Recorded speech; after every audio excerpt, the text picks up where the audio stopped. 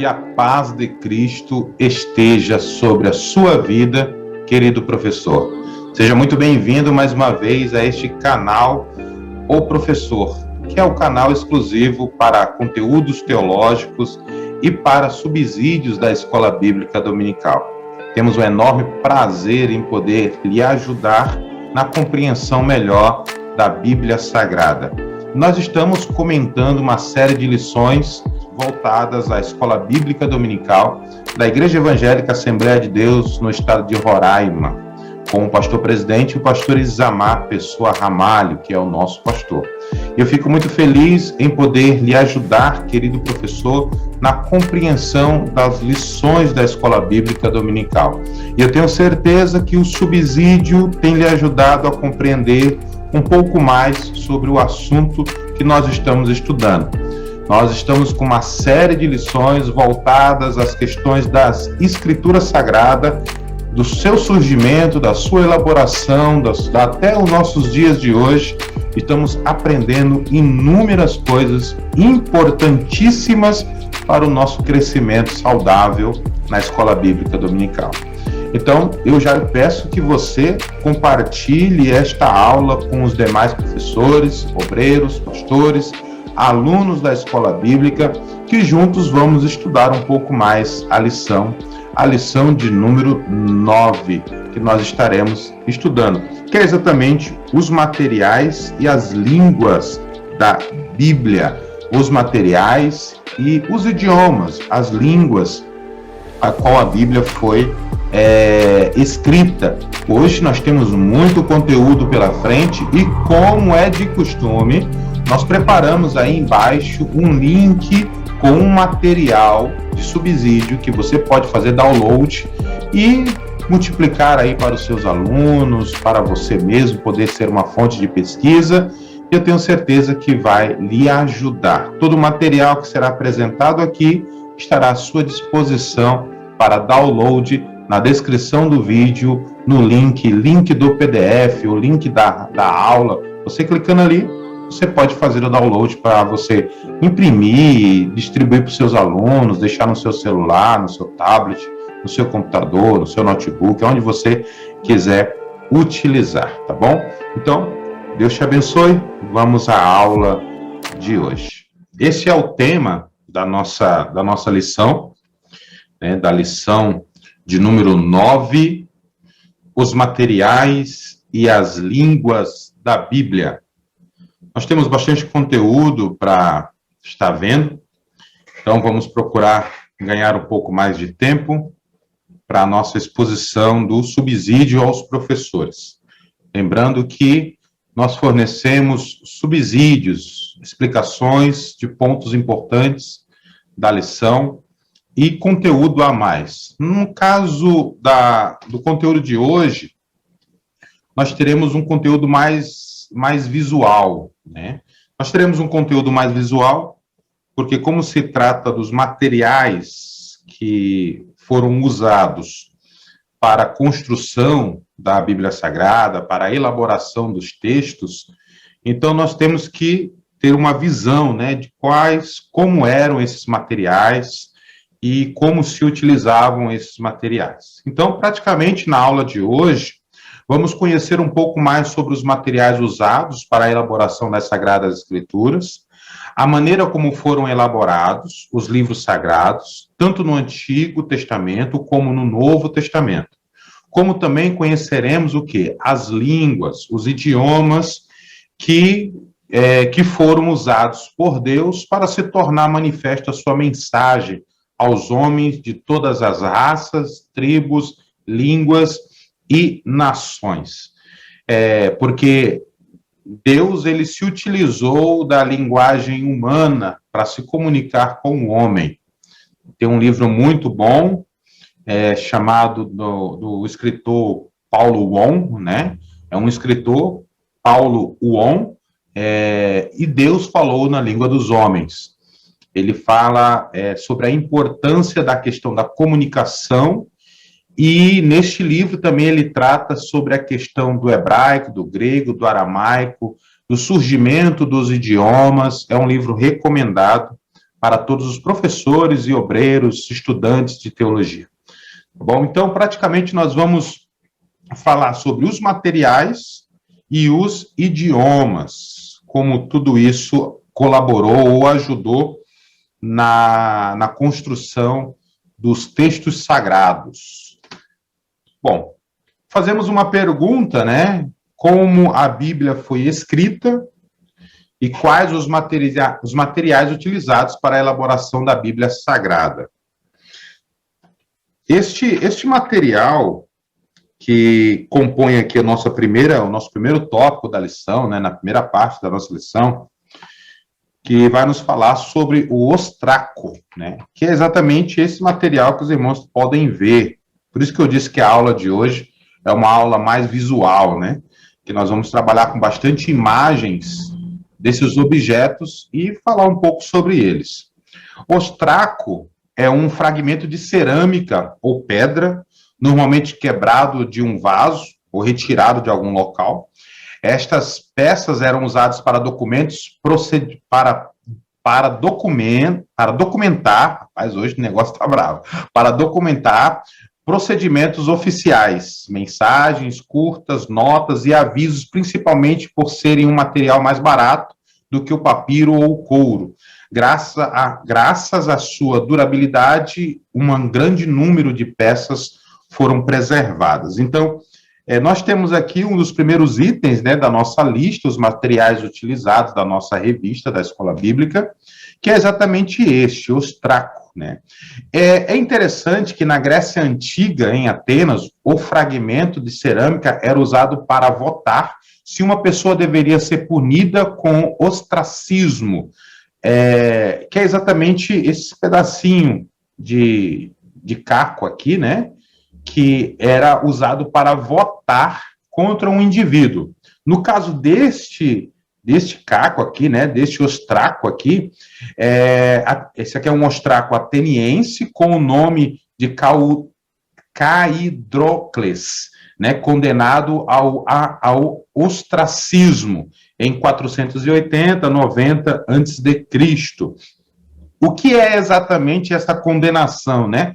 Ostracismo. O ostracismo foi um tipo de punição existente em Atenas no século V, na qual o cidadão, geralmente um político que atentasse contra a liberdade pública, era votado pelos outros cidadãos para ser punido ou exilado por um período de 10 anos, né? Então, se utilizava muito o ostraco exatamente para documentar procedimentos oficiais, mensagens curtas, notas, avisos. E na Grécia Antiga, em Atenas, este tipo de material era usado para trazer uma sentença, trazer uma votação popular sobre a vida daqueles que atentou, a vida daquele oficial público, né, funcionário público, que atentou contra a liberdade pública, a liberdade política da época, né? Então era feita uma votação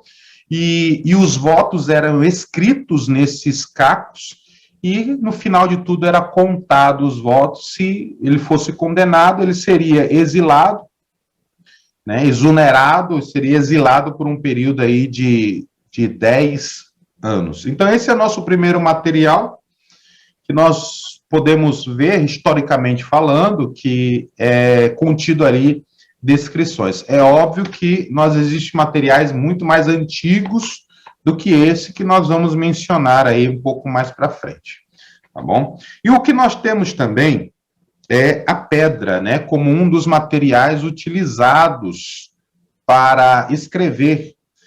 É algo muito mais comum para nós, né, porque nós lembramos ali dos 10 mandamentos que Deus deu a Moisés, que foi exatamente naquele conjunto de pedras, né, e logo depois teve que refazer novamente, devido a Moisés ter quebrado. Mas durante as escavações arqueológicas, a arqueologia encontrou pedras que tinham frases, ou então até mesmo relatos que comprovam os fatos da Bíblia Sagrada.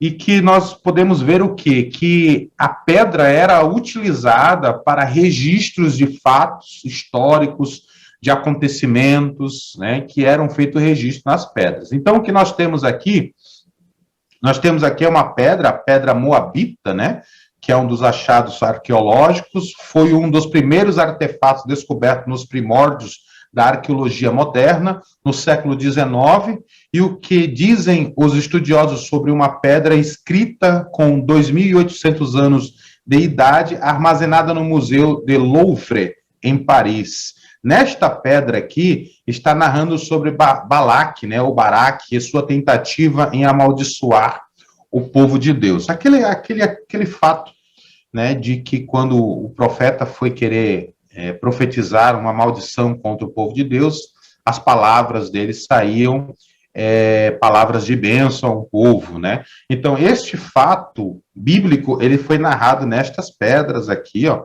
que é característica de pedras moabitas. Só que não havia só esta forma de pedras, né, que eram usadas para escrever alguma coisa. Nós também temos aqui, ó, este modelo também aqui de pedra, ó, né, que era utilizado, você vê a espessura dela, e era utilizado aqui apenas um dos lados da pedra, que era feito o registro, né.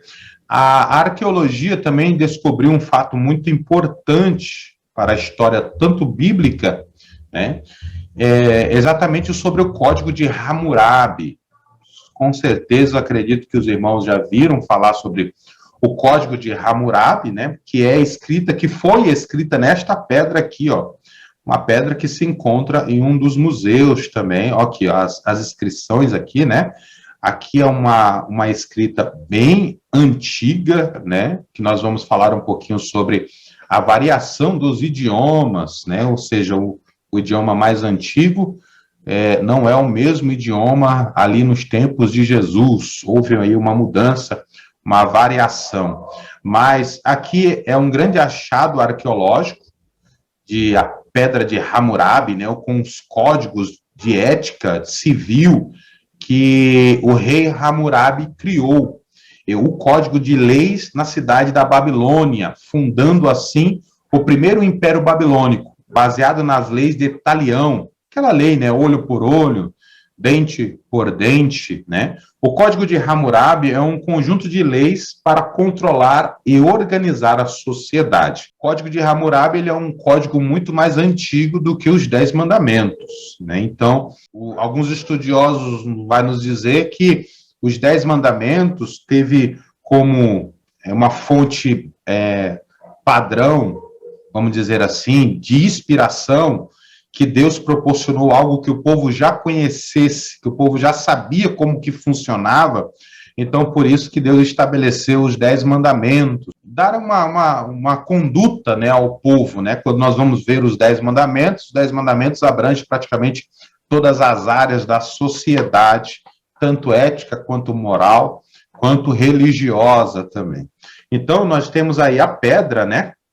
Esta pedra aqui da Moab, né, da pedra moabita, Maché Stele, ou pedra moabita, que foi utilizada, fez o registro lá de Baraque, né, quando quis amaldiçoar o povo, e também existia esse tipo de pedra, e também existia pedras pequenas que eram feitos registros, né, de fatos que ocorriam na época, né, e a pedra aqui também utilizada de Hammurabi, que é os códigos de leis que serviam para uma organização da sociedade. Outros materiais também que a arqueologia descobriu que a Bíblia Sagrada foi escrita, na realidade, que houve uma evolução da escrita, né? Houve uma evolução da escrita. Primeiro, houve aquela dos caquinhos, né? Que é o ostraco, depois foi evoluindo para armazenamento de fatos em pedra, depois utilizou-se da argila, essa argila, né, não preciso nem mencionar como é que é a argila, os irmãos sabem muito bem como é que é a argila, né, se nós formos aqui próximo, onde vem tijolo, né, é muito fácil de nós encontrarmos esse material, e o que se usava para escrever neste material era o que a arqueologia chama de cunha, que é exatamente este material aqui, ó, aproximadamente isto daqui, né? Nessas dimensões aqui já é algo já encontrado. Parece até aquele instrumento que o pedreiro utiliza, né, hoje, né, para fazer buracos na parede, etc. e tal, né? Juntamente com os hierógrafos egípcios, o mais antigo tipo conhecido de escrita, tendo sido criado pelos sumérios cerca de 3.200 anos antes de Cristo. Aqui nós temos uma informação muito importante, porque assim, ó, nós tivemos uma evolução na escrita. O ostraco é um dos materiais que foram achados, que é um material de armazenamento de fatos, de alguma coisa que aconteceu. Nós temos as pedras, que também são materiais que são utilizados. Nós temos a argila, né, que são materiais utilizados, que daí é onde surgiu a forma de escrita chamada cuneiforme, ou seja, é feito com a cunha, que é exatamente esse material aqui, e que toma forma, ele dá forma ao que ele quer através de uma cunha. Ou seja, mas esses materiais ainda não são tão antigos quanto os escritos dos egípcios, né? O hierógrafo, que eles utilizavam as pinturas nas pedras para registrar objetos, para registrar fatos, para deixar registrado momentos, né? Então, eles se utilizavam dessa forma de armazenamento de histórico, coisas que nós somos, sempre quando nós vamos estudar sobre isso, nós vemos muitas fotos de pinturas nas cavernas, pinturas nas montanhas, pintura nas pedras, que é algo muito comum na área egípcia, né? Que era exatamente a forma como eles faziam para registrar fatos e acontecimentos. Só que esta linguagem, este material foi tomando uma outra forma conforme o tempo vai passando, vai tendo uma evolução na área da escrita. E é exatamente onde surge a questão da escrita cuneiforme, da escrita nas pedras, e assim nós vamos vendo aqui outros materiais, como a madeira. Os gregos foram os inventores desse tipo de material. Era, em muitas vezes, um formato retangular, sendo usado em diferentes tamanhos. Aqui eu coloquei um modelo, né, de material escrito, coisas que era escrita e armazenada, né?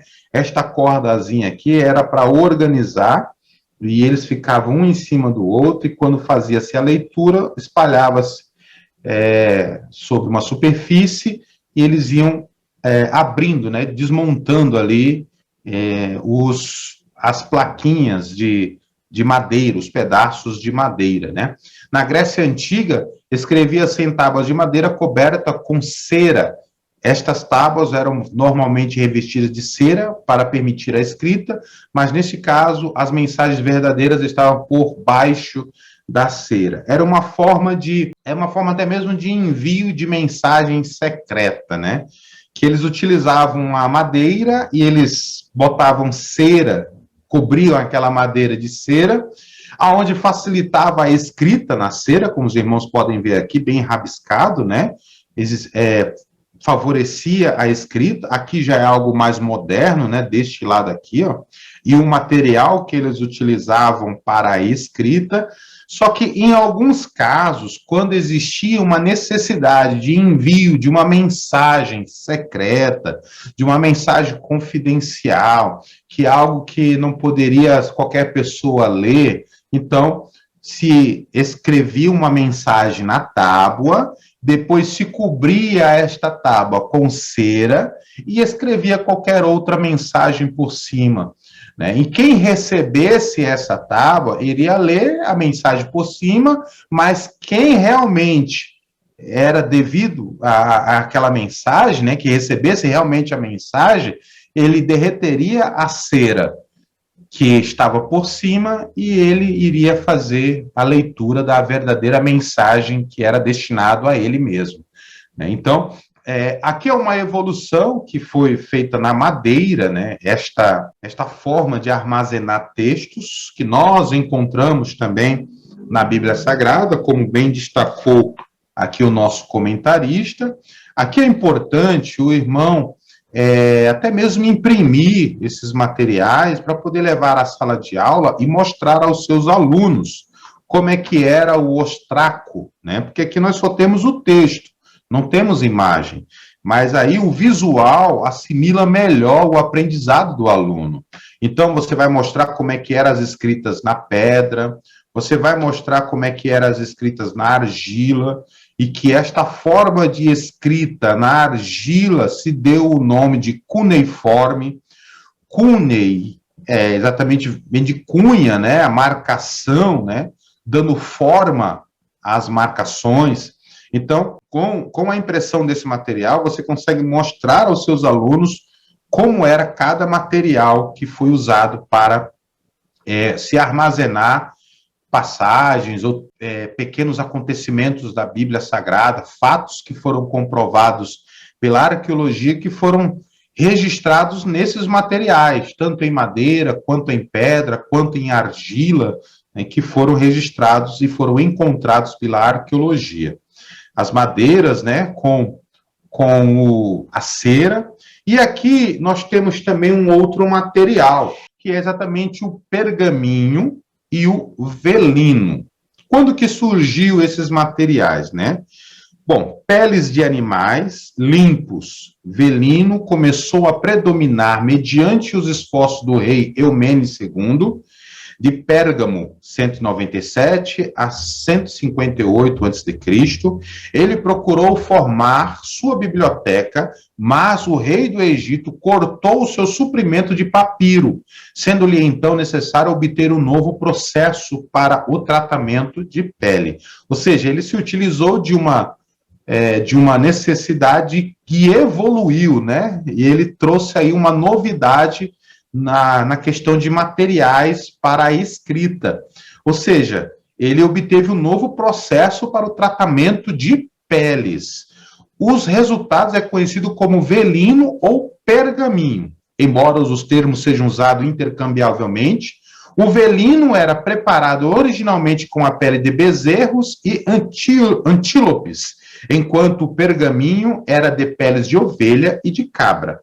Obtinha-se assim um couro de excelente qualidade, preparado especial e cuidadosamente para receber escrita de ambos os lados. Este tipo de material foi utilizado centenas de anos antes de Cristo e por volta do século IV, antes da Era Comum, aqui é Ano Domínio, né? Ano Domínio, antes da Era Comum ou antes de Cristo, ele suplantou o papiro. Quase todos os manuscritos conhecidos são em velino. Então, aqui é quando surge o velino, quando surge a necessidade de uma elaboração devido o rei do Egito ter cortado o suprimento de papiro, né, deste rei, o rei Eumênides II, e que era um rei de Pérgamo, né? Então, ele querendo formar a sua biblioteca, ele teve que pensar no modo como poderia fazer isso sem depender do material que vinha do Egito. Então, ele teve a brilhante ideia, acredito eu que foi uma iluminação da parte de Deus ali para ele, que deu a ele a ideia e as condições para fazer esse material, que é um material que nós encontramos, esse material até os dias de hoje, em muitos documentos que estão guardados em museus, que estão registrados fatos históricos que envolvem até mesmo a Igreja de Cristo. Nós temos os papiros também, que é um material que foi muito utilizado. Os papiros eram usados como suporte físico para a escrita e substituíram os suportes mais antigos. Foram desenvolvidos pelos egípcios em 2.500 anos antes de Cristo e foi considerado o precursor do papel. Papiro, daí é onde deriva o papel, né? Papiro, papel. Já que o papiro era extraído de folhas secas de uma planta, Cyperus papyrus, prensadas de forma de forma parecida com a produção de papel hoje em dia. Então, era uma planta que era extraída, ficava ali às margens do rio Nilo, né?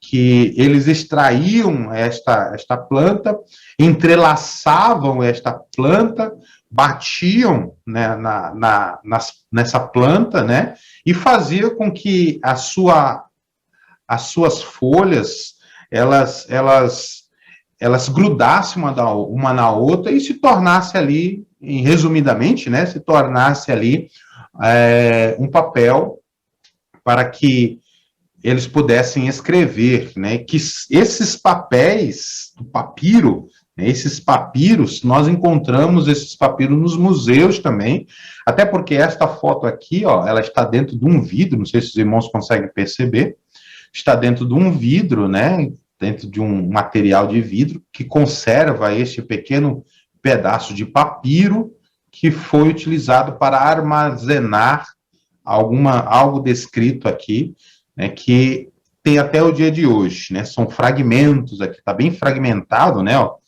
perderam bastante pedaços.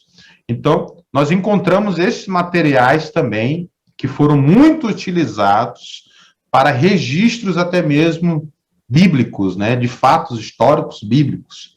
O antigo pergaminho, os antigos pergaminhos bíblicos eram copiados à mão, em rolos fabricados com peles de ovelha, carneiro, cabra e cordeiros. Eram escritos através de um instrumento como pena, cálamo, lápis ou caneta, molhados em tinta. Os manuscritos da Bíblia mais antigos foram várias cópias de pergaminhos encontrados em locais diferentes e descritos em épocas diferentes, porém com textos fiéis.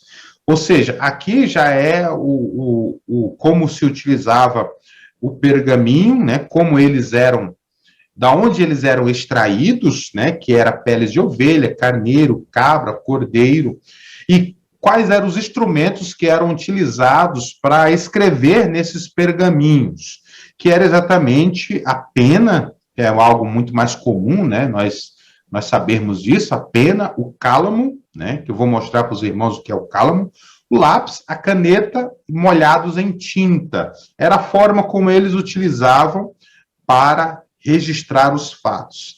Esses pergaminhos são exatamente os materiais que foram utilizados para fazer cópias de textos considerados textos sagrados. Considerados textos sagrados. Textos que tinham a concepção de serem textos sagrados, então eles foram copiados, né, porque hoje nós temos o quê? Cópias de cópias de cópias de cópias. Os textos, vamos dizer assim, originais, nós não temos mais. Nós temos cópias de cópias de cópias. Aquilo que nós entendemos que são cópias fiéis, né, com algumas variações. Quem estuda teologia sabe das problemáticas dos copistas, né, visão, audição, na hora de copiar algum pergaminho. E então, nós podemos ver que esses materiais foram utilizados para registros da palavra de Deus. Registros esses que são considerados textos fiéis, né, com algumas variações, com as suas variantes, né, como é chamado dentro da teologia. Instrumentos de escrita. Instrumentos de escritas, nós temos aqui, ó, o cálamo, né, que é exatamente esse materialzinho aqui, ó. Tanto o papiro como, mais tarde, o pergaminho eram manuscritos com cálamo. O cálamo era um estilete de cana com uma fenda numa das extremidades. Era nesta fenda que se colocava a tinta usada na escrita. Observe que tinha todo um processo de fabricação. E eu também coloquei aqui a caneta de junco, que acho que é mais fácil nós assimilarmos isso, porque aqui mostra exatamente aonde era feito os cortes e como era feito a questão da tinta, né? Que nós vamos ver logo no próximo slide, a questão da tinta que era utilizado estas penas, né? Ou seja, observe aqui, né, que é uma pena, de característica grande, que sofria vários cortes precisos, né? E era usado exatamente a tinta. Da onde é que vinha a tinta para o registro nesses papéis? Não só nesses papéis, como também para se pintar nas paredes, né, que também era utilizado. Ou seja, são instrumentos de registro histórico muito antigo. Tradicionalmente, as tintas eram feitas de fuligem dissolvida em goma arábica, né, e água. Eram colocadas em pequenos tinteiros com seda crua no fundo, para prevenir que o cálamo pegue tinta em excesso, evitar bolhas na escrita. Olha a tecnologia que eles utilizavam na época, né? Olha que algo maravilhoso, né? Eles utilizavam exatamente uma espécie de seda crua no fundo do potezinho, e que quando fosse molhar ali a ponta do instrumento que utilizava a tinta, não pegasse muita tinta, né? Mas pegasse o que fosse ideal para a escrita e que evitaria também bolhas na hora de escrever. Era a tecnologia da época. Então, tudo isso daqui era tecnologia que avançou na época. Voltando aqui, ó, o ostraco, as pedras, a argila, né, que deu a origem aí à forma de escrita cuneiforme, né, que era usado a cunha e foi evoluindo, né, a madeira crua, mas também a madeira com cera por cima, né, que também era usado para mensagens com características secretas, né, vamos dizer assim, e pergaminho e o velino, que surgiram de uma necessidade do rei Eumenes II, o rei de Pérgamo, né, devido ao rei do Egito, que cortou seu suprimento de papiro. Então, nós aí encontramos aí o papiro, que também era muito utilizado, que foi algo utilizado pelos egípcios, né, foi desenvolvido pelos egípcios 2.500 anos antes de Cristo. Temos o pergaminho, que também eram fabricados de peles de ovelha, carneiro, cabra e cordeiro. Se utilizava para escrever no pergaminho a pena, aquilo lá que nós vimos ainda agora, o cálamo, que também nós vimos ainda agora, o lápis, a caneta, molhados em tinta, né, que era exatamente esta tinta. A cor da tinta predominante era exatamente a preta, tá bom? Nós não vamos falar sobre o processo de cores, né, mas existia uma variação de cores que eram utilizados principalmente nas escritas no Egito, né, os registros das figuras que eram pintadas na parede, tá bom? Então, eu recomendo aos professores que pesquisem sobre esta forma da evolução da escrita, quando ela começou a se tornar, porque ela, no princípio, ela apenas mostrava um pensamento, mostrava um registro, né, de algum fato, de alguma coisa, mas depois ela começou a se tornar um meio de comunicação, de transmissão de mandamentos, de ideias, de fatos que marcaram a história, e nós encontramos isto historicamente registrados em muitos locais do mundo, e a arqueologia comprova isso. Bom, então esses são os materiais que nós podemos mostrar aqui aos irmãos. Espero que você tenha conseguido assimilar aí a questão dos materiais, né, que eram utilizados. E agora nós vamos falar sobre o idioma, as línguas da Bíblia. Nós sabemos que a Bíblia Sagrada, ela não é produto da descoberta do Brasil, né? Não foi o Brasil que elaborou a Bíblia. Assim também como não foi não tem origem em outras nações, mas a Bíblia, ela teve uma singularidade através de um povo, através de um idioma, não só de um idioma, mas de outros idiomas, né? E muitos outros idiomas e dialetos existiam na época. Então, a Bíblia, ela não foi originalmente escrita em português, como nós temos hoje, várias versões da Bíblia. João Ferreira de Almeida é apenas um tradutor, até porque ele não concluiu toda a tradução, quem estuda a Bíblia sabe, que foi atribuído a João Ferreira de Almeida a tradução completa da Bíblia, mas não foi ele quem concluiu a tradução completa da Bíblia. Outra pessoa concluiu a sua obra e deu a honra a João Ferreira de Almeida, tá bom? Mas a Bíblia, ela tem as suas particularidades linguísticas, que é de suma importância a gente compreender esses idiomas, entender, pelo menos um pouco, que nos facilite a interpretação bíblica. Porque o estudo das línguas originais, ela é de suma importância para a gente compreender e interpretar a Bíblia.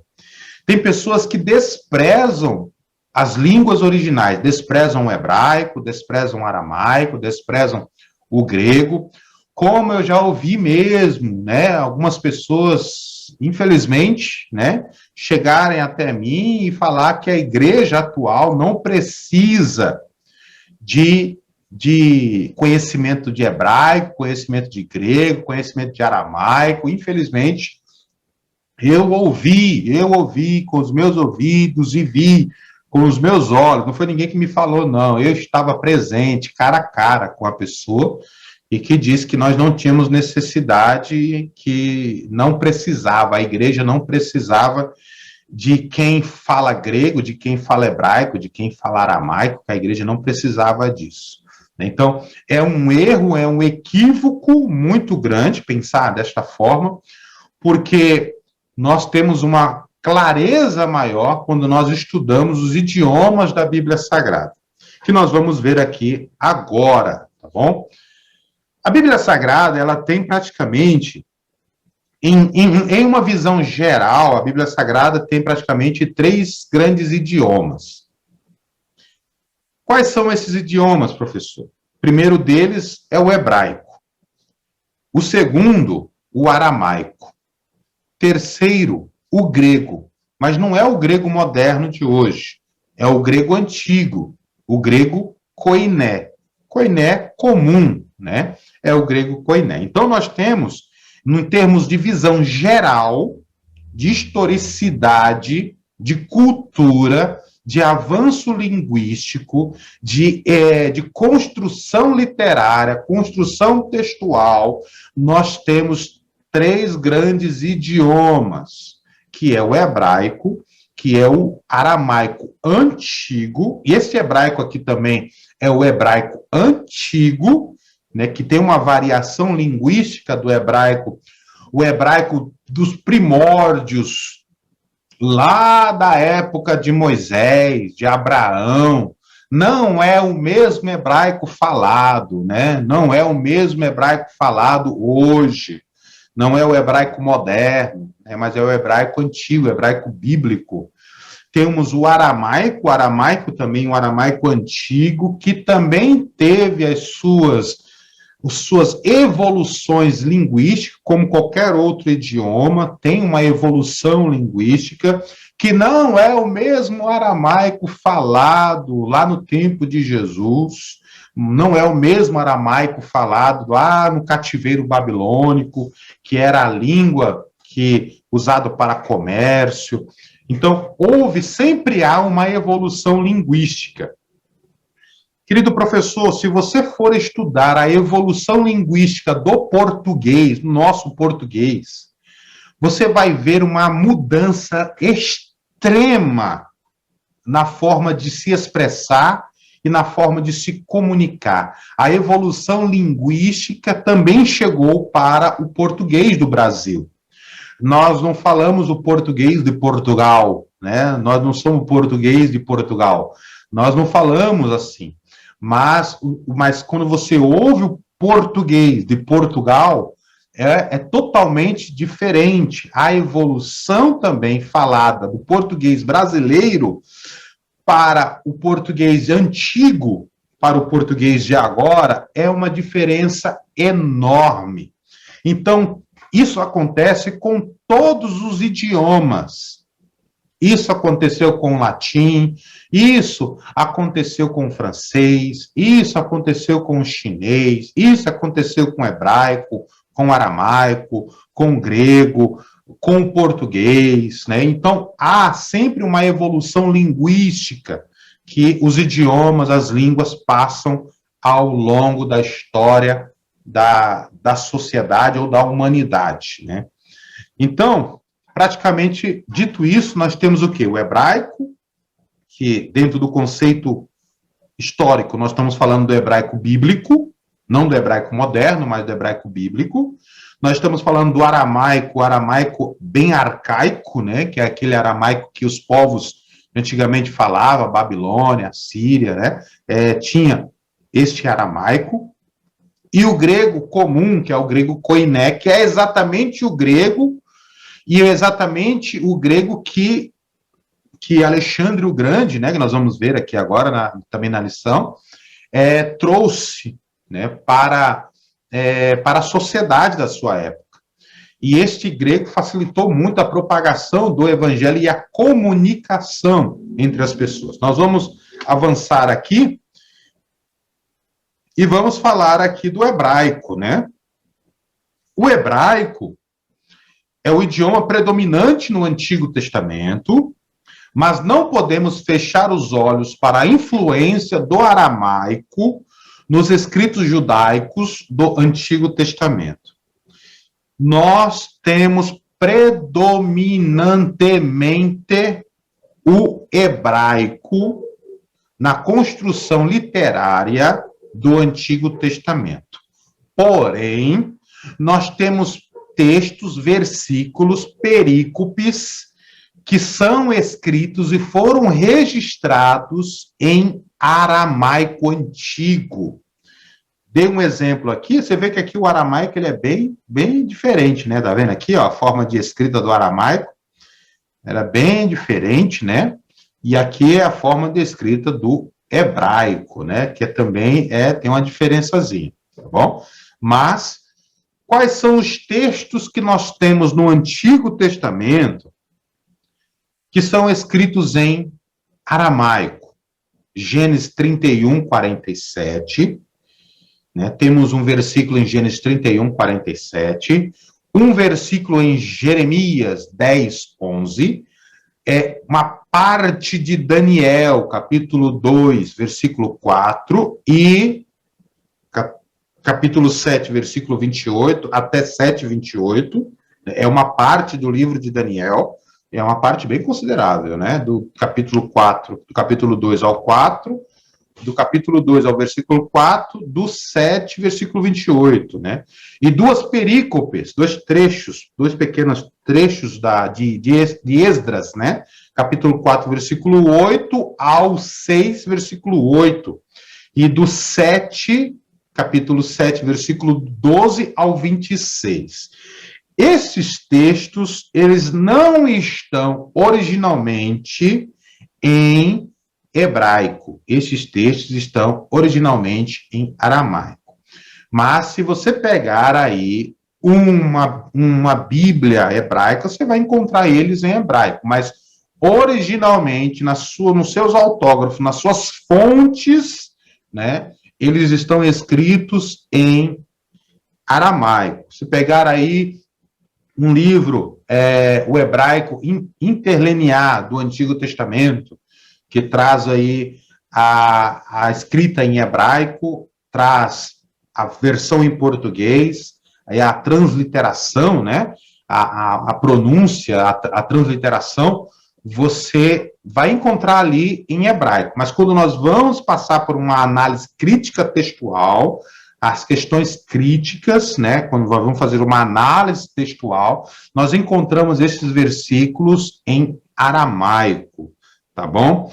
A língua hebraica, uma nota aqui importante, a língua hebraica era usada em ambiente religioso, porque falar fora deste ambiente era considerado como falta grave a Deus. As tradições mais antigas judaicas vai nos falar que o hebraico é o idioma sagrado. Por quê? Porque foi o idioma pelo qual Deus se comunicou aos homens, né?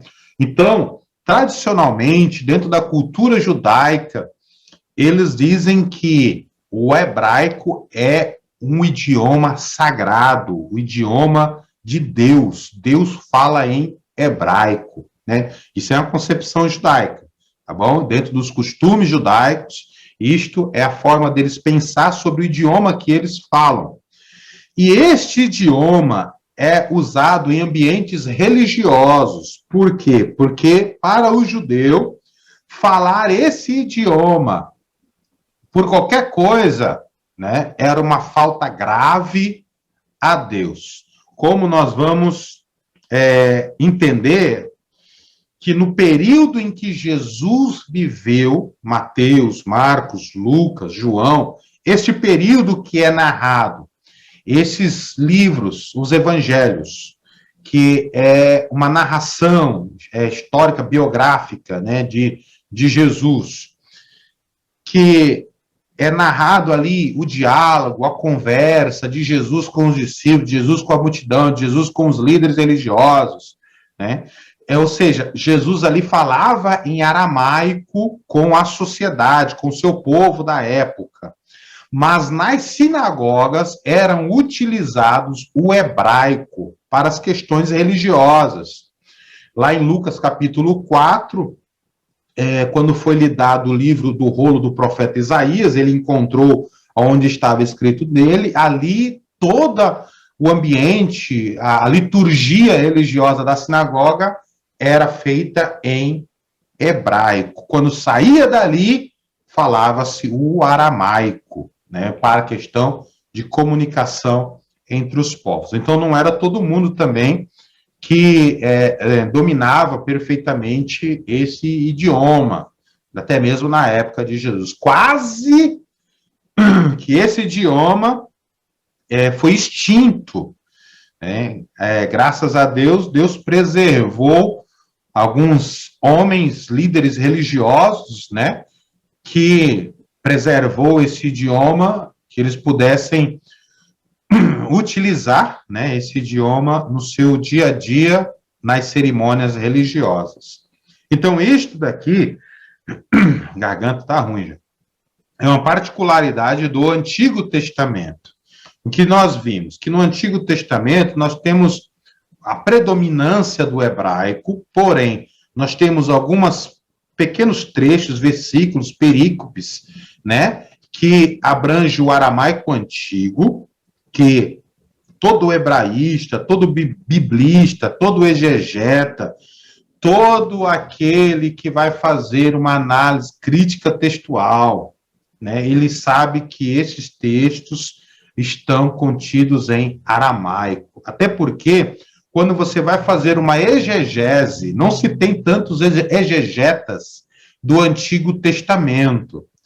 Tem pessoas que interpretam, usam a hermenêutica, mas até mesmo a hermenêutica e as ferramentas que a hermenêutica nos possibilita, pelo menos as mais básicas, é insuficiente para nós fazermos uma perfeita exegese do Antigo Testamento. Por quê, professor? Porque para se fazer uma interpretação correta, coerente do Antigo Testamento, é necessário ter conhecimento até mesmo do aramaico para se interpretar. Por quê? Porque, querendo ou não, irmãos, houve influência do aramaico na literatura judaica, tá bom? Houve influência do aramaico na literatura judaica, que nós vamos ver aqui um pouquinho sobre esta questão. No Novo Testamento, já não é mais o hebraico. A Bíblia, ela foi escrita em grego. Não é o grego moderno, mas é o grego koiné. O grego koiné o grego koiné, ele era o idioma falado, ele era o idioma de comunicação, de propagação do evangelho que era utilizado na época. O Novo Testamento foi escrito em grego. Temos que destacar que no tempo de Jesus não era o mesmo grego que temos hoje. Assim como todo o idioma, o grego koiné, que é o grego comum, passou por uma evolução linguística.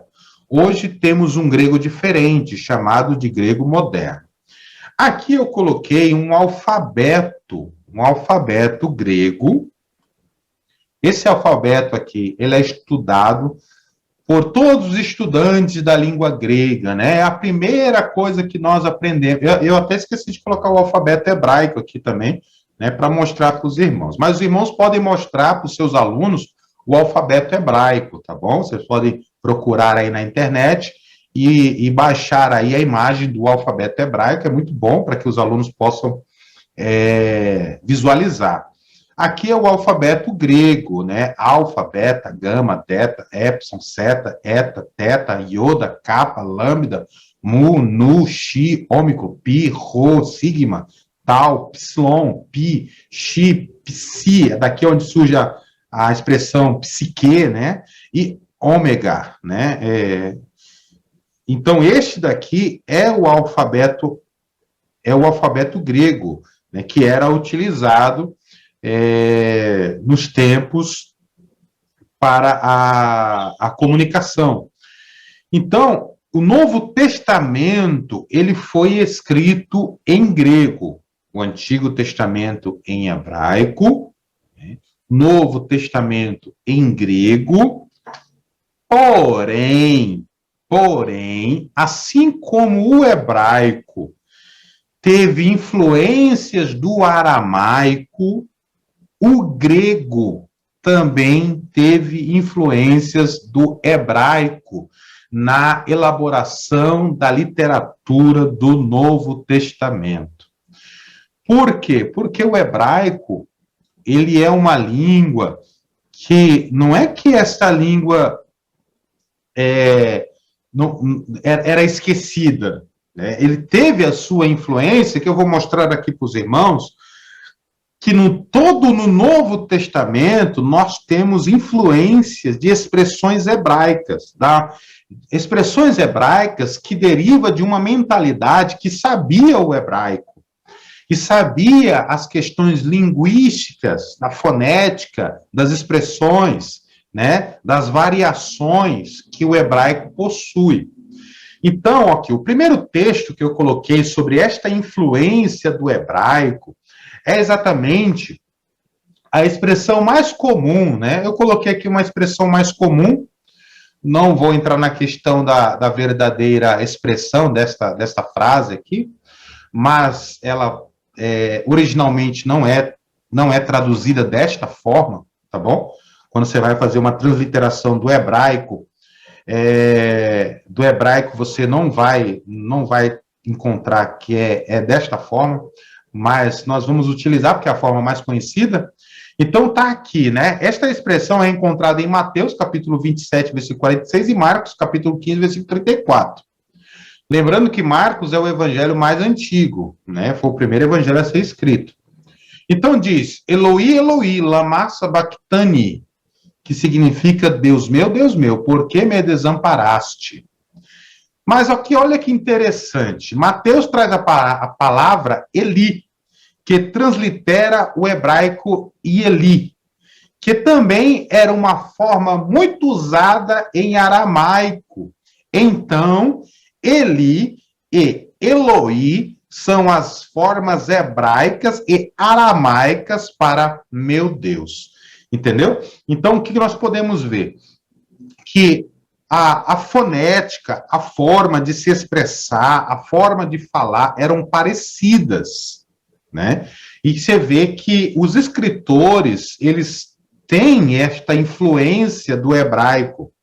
E quando registra, tanto Mateus quanto Marcos, registra essa passagem, Eloi, Eloi, lama sabachthani, Deus meu, por que me desamparaste, né? E há outras passagens também, Talitá cumi, né? Que também tem influência de idiomas do aramaico, né? E este daqui é uma pequena influência que nós encontramos dentro da literatura do grego, da literatura grega, né? E que o hebraico tem esta questão. Também nós encontramos o que nós chamamos de hebraísmo. Não sei se você já ouviu falar sobre isso, mas o hebraísmo, o Novo Testamento está repleto de hebraísmo. Hebraísmo de hebraico, né? É uma forma de expressão. Palavras com etimologias hebraicas. Ou seja, houve essa influência do hebraico na literatura do Novo Testamento, que foi originalmente escrita em grego, mas teve uma influência do hebraico, bem como estruturas gramaticais hebraicas usadas um pouco sem jeito no próprio texto grego. Por hebraísmo, o que é hebraísmo? O que nós entendemos por hebraísmo? Certas expressões e maneiras peculiares do idioma hebreu que ocorrem em nossa tradução da Bíblia, que originalmente foi escrita em hebraico e em grego. Alguns conhecimentos deste hebraísmo são necessários para poder fazer uso devido às regras da interpretação. Queridos, quando eu digo para os meus alunos, eu falo para os meus alunos, olha, para ter uma interpretação fiel ao texto das Sagradas Escrituras, nós precisamos estudarmos, pelo menos sabermos o básico desses idiomas. Então, não é assim tão simples como as pessoas dizem, não. Tá bom? Por isso que se deriva muita heresia, muito falsos ensinos, muitas coisas que permeiam a nossa atualidade de hoje, que assolam a igreja, né, que vem de encontro com aquilo que é biblicamente correto, né? Então, é devido a uma má interpretação das regras da interpretação. Então, o hebraísmo é algo que nós precisamos entender. Vamos entender aqui como é que é o hebraísmo. Era costume entre os hebreus chamar uma pessoa filho da coisa de quem um modo especial caracterizava. De modo que o pacífico e bem disposto se chamava filho da paz. Quando você encontrar expressões filho da paz, né, que significa o quê? Alguém que era pacífico, alguém que era bem disposto. Quando você encontra a expressão filho da luz, né, é algo muito mais comum que nós encontrarmos, né? Filho da luz, o que é isso? Isso é um hebraísmo. O que é o hebraísmo para isso? É o iluminado, é o entendido. Quando se fala filho da luz, é um hebraísmo, que quer dizer alguém que é iluminado, alguém que é entendido. Ele é o filho da luz. Porque para o conceito judaico, luz é sinal de esclarecimento. Para nós, é sinal de revelação. Fomos iluminados. Está vendo como há uma influência do hebraico na literatura do grego, do Novo Testamento? Ou seja, e os desobedientes, como são chamados no hebraísmo? Filhos da desobediência. E assim nós encontramos diversas outras expressões no texto do Novo Testamento em grego, mas com a influência do hebraico, né? Lucas 10:6, Efésios 2:2, Efésios 5:6 e Efésios 5:8. O Novo Testamento, por mais que tenha sido escrito predominantemente em grego, mas assim como o hebraico teve influência do aramaico, o grego teve influência do hebraico em sua literatura, não só o hebraico, como também o aramaico.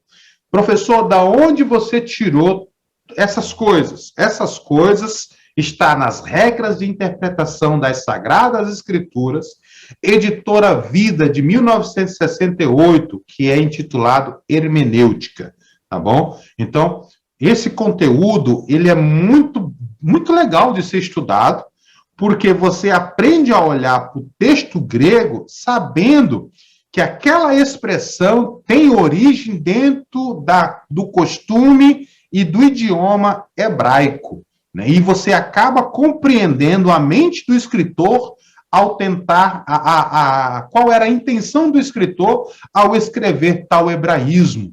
O que ele estava querendo dizer, né? Então, é algo muito interessante quando nós estudamos sobre a questão dos idiomas da Bíblia.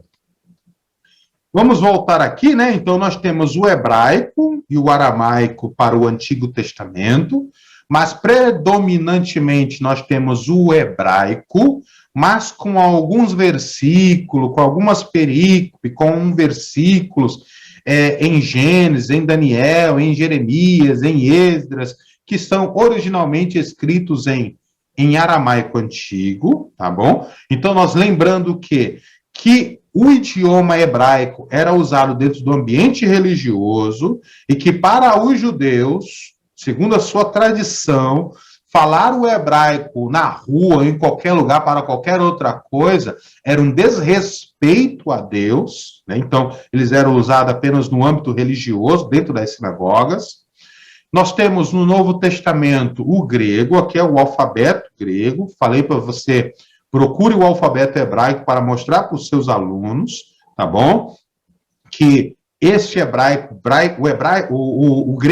grego bíblico, ele não é o grego moderno de hoje. O grego bíblico, ele é o grego koiné. Koiné quer dizer comum, né? E que nós tivemos, assim como o hebraico teve influência do aramaico na sua literatura, o grego também teve tanto influência do hebraico como também do aramaico na sua literatura. Por quê? Porque a sociedade da época estava familiarizada com esses três grandes idiomas, né? O hebraico, o aramaico e o grego. Sem falar que também existia o latim, né? Que nós não vamos entrar nessa questão do latim, mas que existia o latim por parte de Roma, tá bom? Então, mas predominantemente, biblicamente falando, nós encontramos aí essas questões linguísticas do Antigo e do Novo Testamento. Nós também temos aqui, já estamos chegando no final, também temos aqui uma tradução muito importante, que é chamada de Septuaginta. Talvez você já ouviu falar sobre a Septuaginta. Ela tem a referência do algarismo romano, LXX, né? Que é a Septuaginta. O que é a Septuaginta, professor? A Septuaginta é uma das primeiras traduções do Antigo Testamento. De acordo com algumas fontes históricas, nos 3 séculos antes da vinda de Jesus, os livros do Antigo Testamento foram traduzidos do hebraico para o grego. Essa tradução grega ficou conhecida como Septuaginta. Mas o que significa Septuaginta, professor? A palavra Septuaginta vem de 70 em grego. De acordo com a tradição, essa tradução foi feita por 70 ou 72, né? Dependendo da versão da história, sábios judeus na cidade de Alexandria, no norte do Egito. Por isso a tradução ficou conhecida como Septuaginta, ou LXX, 70, em numeração romana. Existem algumas lendas, né, em torno da cultura judaica sobre isso.